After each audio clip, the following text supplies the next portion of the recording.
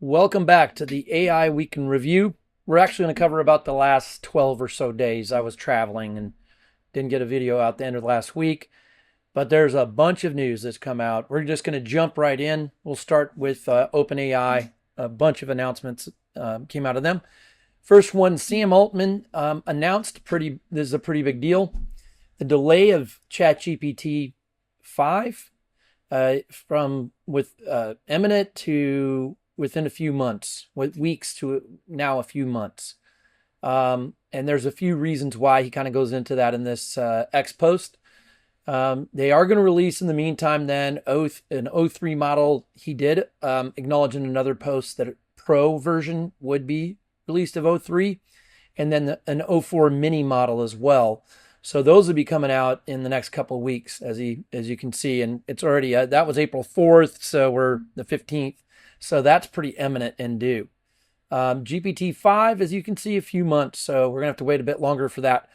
The reason he says, there's a bunch of reasons, but the biggest reasons are that GPT-5 will be much better than we originally thought, but they've also, it follows that up with it's much harder. They found that it's much harder to be able to smoothly integrate everything. So one of the big problems that OpenAI has had is all these models. You know, you have, of course, ChatGPT 4, and then it was 4.0, and then 0.3, and then 0.4, and then the mini models. Then we get Sora, which is their video model, and then we had an image generation model, and they have audio model. It's just can't, even somebody like myself who covers it all the time, it's just really a convoluted mess, especially to try to explain to the average person out there what's what, where do you go to get this, why would I use this, and what's a thinking model versus a regular model. So what they're going to do is in GPT-5, they're going to call that, it's a hybrid model, and they're going to incorporate pretty much all of that. And I won't be surprised if at launch it's not all incorporated. That won't surprise me. I don't have any direct information from OpenAI itself, but that's just based upon the fact, as they're saying, it's going to be harder. I could see them releasing a model that already has image generation, already has non-thinking. So if you ask a question that's real easy to respond to, it won't think about it. And then if it takes more, it'll then do some thinking inference, it's called, on that, which takes more compute time. And I won't be surprised if it has all of that. I could see video being pushed off, quite honestly, and maybe a couple of other features in there, and saying coming soon, or within the next month or two, just so they can get it out. So not only are they going to have major improvements, should have major improvements. Let me rephrase that, in GPT-5 in terms of the model itself. The hybrid, where you won't have to know what 4.0 and 0.3 and 0.4 and all this stuff, deep research and all this other stuff, is that it will be able to intuitively figure it out based upon your prompt and what you're saying. Make it much, much easier for the vast majority of you all out there who just use ChatGPT as your default. So that's coming out. Let's jump into the next one, because like I said, there is so much going on. They have added a new feature. So this is big news. All your chats that you've had previously history-wise are now accessible when you're chatting with ChatGPT starting, that was April 10th. It started to roll out April 10th. It's not into the free level yet, I don't believe. If I think it was Pro first, and Pro and Plus subscribers first, and then coming out to everyone eventually. So why is that big deal? First of all, I'll take you in and show you where we can see that now in the settings. We go to personalization. So up here, settings, personalization, reference chat history. Let ChatGPT reference all previous conversations when responding. And that's turned on by default. Unless, if you haven't turned off memory, actually now you're going to probably have to come in here and turn it off even if it wasn't, but that's turned on by default. So what that means is all your chats that you've had previously, when I ask something, it will take that into account, which could be a great thing. In the majority of times, we call that personalization. It knows more about you, and knows more what you've been asking about or wanting it to generate and all those type of things. The one place that they're going to have to, I think, in the future make some changes is somebody like myself who goes in there and runs a bunch of demos and tests and all these type of things early on. We're going to have a problem because I don't want it to reference all those things. So I have to go delete all of that every time. That's kind of a pain in the butt. And I know I could turn on temporary chat up here, but you don't always remember to do that. And it would be nice if they had a way for us to be able to say maybe work versus personal, for instance, or maybe, messing around, experiment, whatever you want to call that, versus, full time. So eventually they'll probably get that, but that's one place that I think it could get a little interesting. Also, you may not want it to look at all your chats. There may be some times you were just doing one-offs and it's taking that into account. That may not be useful. However, I do think that personalization is a huge improvement in the long run, because we all want AIs that we can communicate with without having to give all this background information every single time. So again, there's so much news here. I'm going to have to move on. But if you want me to cover more on that, just let me know. But it just is going to take into account all your chat history going forward. So keep that in mind as you look at the responses. So now let's go over and jump into introducing 4.1 in the API. So most of you will never see this because it is only available via the API, Application Programming Interface. That's what allows code to be able to access ChatGPT. So products and services that you potentially use, or if you are a developer, you build, that is allowing you, or basically going to be accessible that way. So you will use it probably going forward, but there's no guarantee of that.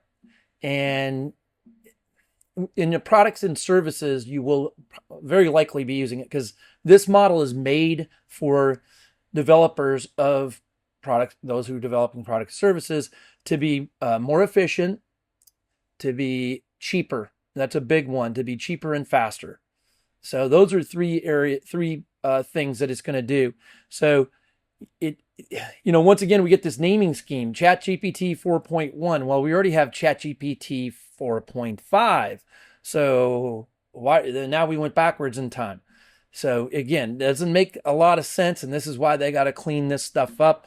But we are getting ChatGPT 4.1, and it is a great tool for developers, and you probably will be using it in products and services. So that's what it is if you hear about it. But speaking of ChatGPT 4.5, that was in there.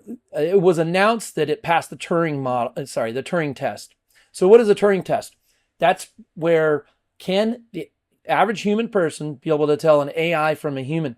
And they do it as a blind study where they don't know the difference, and they ask them, is this a human being or is this an AI? And if we look, when prompted to adopt a human-like persona, GPT 4.5 was judged to be the human 73% of the time, significantly more often than interrogators selected the real human participant. So that's a huge deal. That's the first model that has passed the Turing test. Llama 3.1 was 56%, and ChatGPT 4.0, again, I get it confused all the time too. 4.0, 23%, and was 21%. So significantly less in human type of interactions versus ChatGPT 4.5. That being said, there's the next bit of information, and that is that ChatGPT 4.5 is being deprecated. What does that mean? Well, that means the model is going to be retired, essentially. In 3 months, it will no longer be available for you to use. So you might think that that's kind of contrary, where it's ChatGPT 4.5, past the Turing test. Well, 5 will be out by that point, or at least that's the plan. And so my thought is that OpenAI believes they're going to pass the Turing test with 5, already has in the lab. So they have no reason for this. And 4.5 is an extremely expensive model because it is not nearly as efficient. It takes a ton of compute GPUs that they're very scarce right now. Pretty much all those that have been produced have been bought from OpenAI or Microsoft or Google or X AI. Pretty much everything coming out has been bought, so they're really difficult to get a hold of. So this decision was made by OpenAI to retire GPT 4.5 in the next few months because that'll give them more compute power, which they're going to need because GPT-5 is going to be released. So that's a pretty big story that it passed Turing test, and then it's a kind of contrarian story that it is going to be retired. We just had the Google Cloud Next conference just occurred, finished up actually, and there's been a ton of announcements out of Google Cloud Next. So you might be saying, well, ChatGPT is what I use and all that type of stuff. Let me tell you, Google took a massive step forward with their Gemini 2.5 Pro model. If we look at Chatbot Arena, which is most people consider one of the top ways to evaluate a model, and that is they do side by side, one model on each side, and you don't know what is there, and you type in a prompt and you see what is returned, and you decide which one is the winner, kind of like a battle, an arena. And if we look, and this has been consistent for the last couple of weeks, Gemini 2.5 Pro is number one over ChatGPT 4o, even the latest one that was released on 3/26, Grok 4.5 preview, and other models from like DeepSeek, for instance. So they've really, and I can tell you from doing vibe coding, I'm not going to go into that right now. I'll show you that one of these days. The Gemini 2.5 Pro model is exceptional. It's the best. Not even close right now. So Google is doing great things, and you need to really pay attention to what they're doing as well. So they had a ton of announcements. So I'm just going to run through a few because I don't want to there's just so many. We could go on forever. There's a whole show just on that versus recap. So if we look, 2.5 Pro is available. You can go to aistudio.google.com and get a free access to that, or the Gemini app itself, if you want to take and try that out. They're coming out with a 2.5 Flash. That's going to be a very low latency, very responsive, very quick turnaround, and it's going to be much more cost efficient if you're using that, for instance, via the API. They also announced Imagine 3, which is their text-to-image model. By the way, we've got a ton of announcements there. I mean, that's another one from ChatGPT. Let me just share that. OpenAI, Sam Altman said that in 1 week, 700 million images were generated with their new image creation feature that launched in ChatGPT 4o.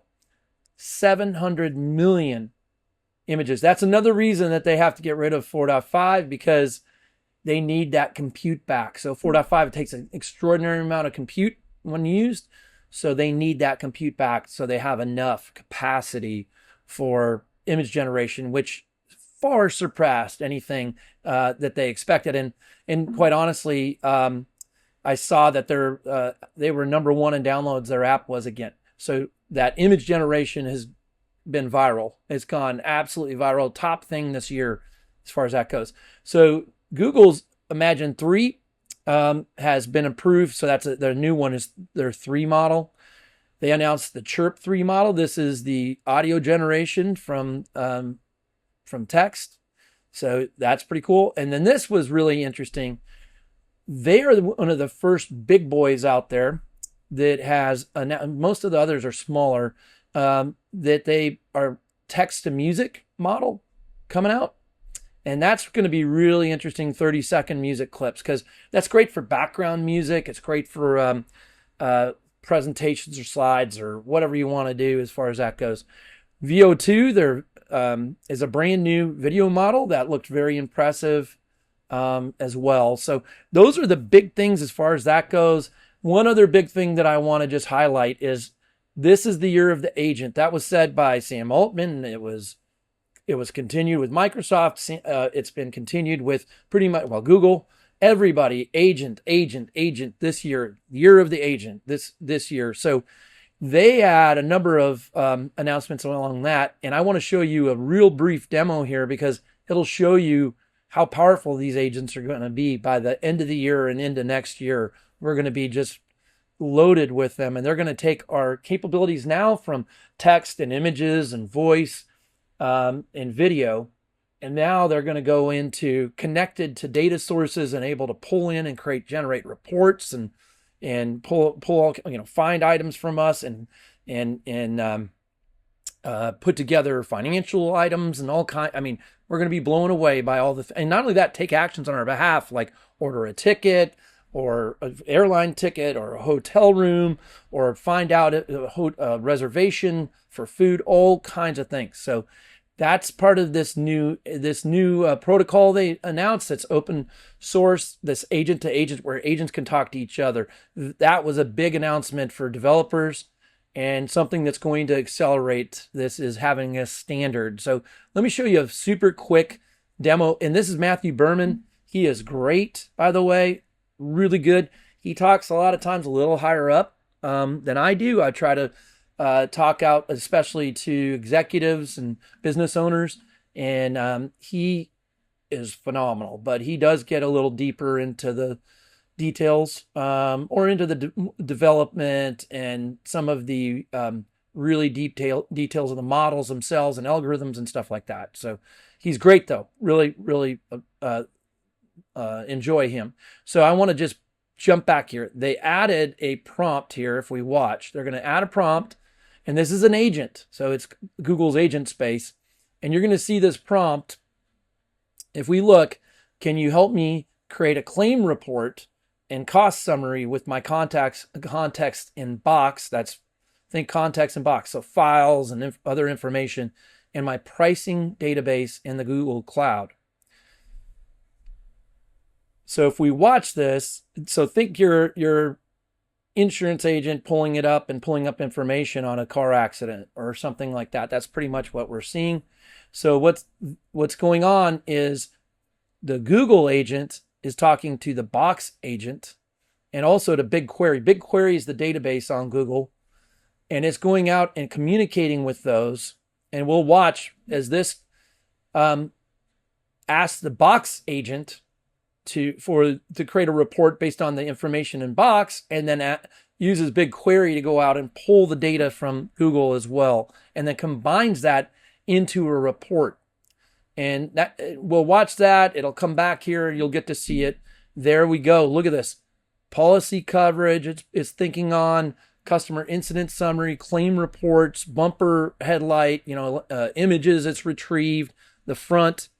And that's all being pulled off of Box, and then pricing off of BigQuery, which is a database on the Google side. And there we have it.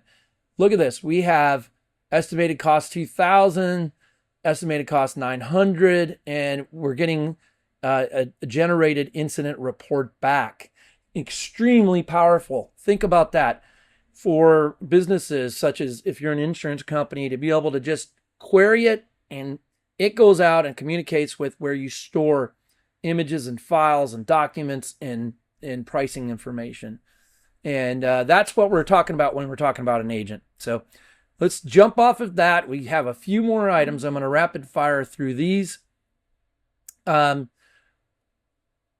This is interesting. Shopify CEO is going to require that that the Shopify team, employees, use AI. It'll be a requirement. And what he's saying here is using AI to effectively is now a fundamental expectation. You gotta love when you click on the wrong thing. Yeah, I want to go to the next one, not that one. There. So it's a fundamental expectation of everyone at Shopify. And he says, frankly, I don't think it's feasible to opt out of learning the skills of applying AI in your craft. AI must be part of your GSD prototype. So GSD project prototypes have to be included, have to have AI exploration in them in the prototype. We will add AI usage questions to our performance reviews and peer review questionnaire. So when you get your performance review and your peer review, there are questions in there about how you use AI. How do you see them, or what you're doing with AI? You have to talk about that, and it's required. Again, that's part of how you're going to be reviewed of your performance, and it's an expectation. Learning is self-directed, but share what you learn. So collaboration, he wants to share what's going on. And then here's a big one. Before asking for more headcount and resources, teams must demonstrate why they cannot get done what they want to have done with AI.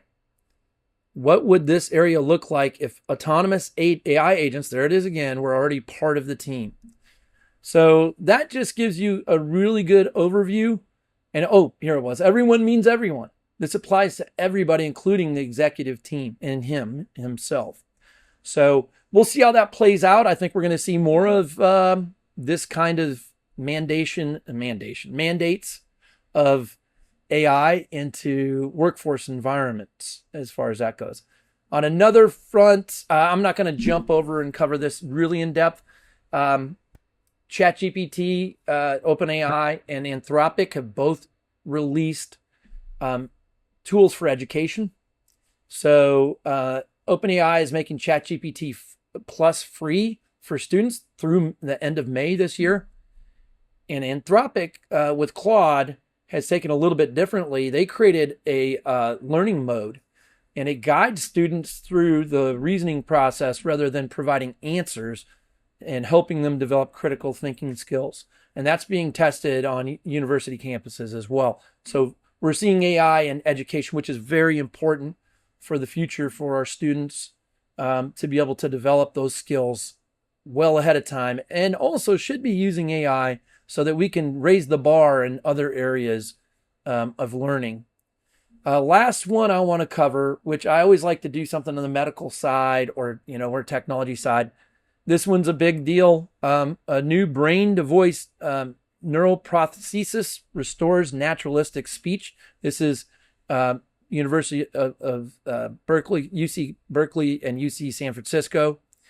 And it's really interesting. There was a clinical trial participant who's 47, had a stroke and severe paralysis and could no longer speak, and was able to use the device to speak naturally. And they actually trained a model, this is really cool, on her voice so that when she did speak, it sounded like her speaking. That's a huge step forward. Think about just how much that's going to help people who are unfortunately in those situations where they've been injured and now are not able to function the way they were before. So this is another great use of AI.